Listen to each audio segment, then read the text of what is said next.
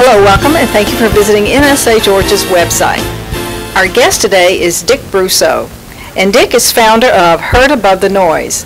Dick is an expert in branding, and Dick's expertise in branding is creating, development, and enhancement for professional speakers, authors, association leaders, and owners of small to medium-sized businesses.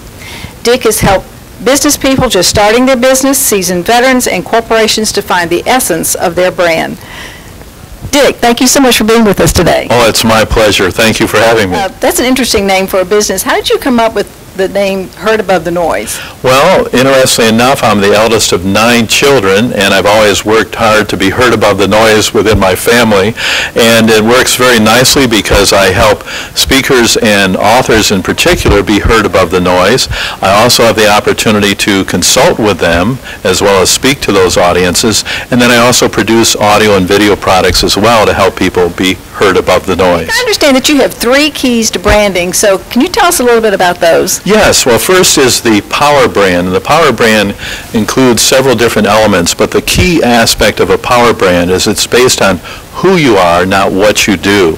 And so again, you want to emphasize in branding your core values, your essence. So the brand absolutely represents the authentic you.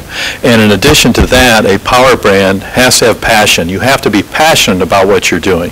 Because if you're passionate, I guarantee you people will be attracted to what you have to offer.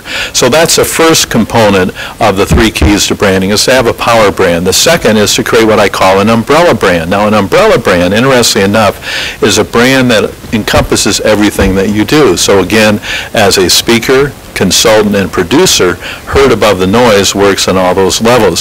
So it needs to be congruent with who you are, and you need to have a brand that's consistent. So whether you're out there speaking, whether you have brochures or other marketing information or your website, it all has to be consistent in terms of its look and feel.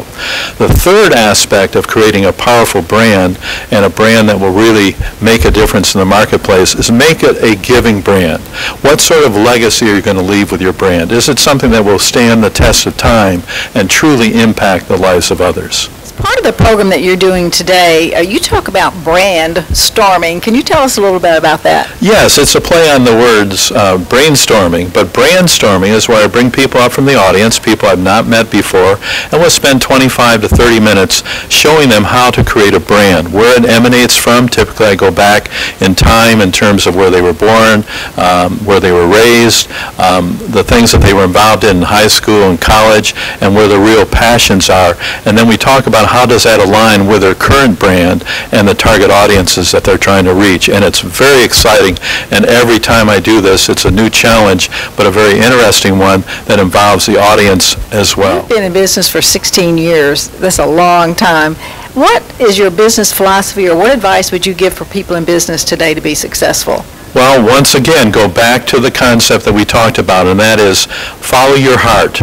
Do what you really want to do, that you love to do, that represents who you are. I love doing what I'm doing. It's a privilege to work with professional speakers, authors, entrepreneurs, association executives, and corporate executives, and to help them really follow their passion and create a brand that's based on that accordingly.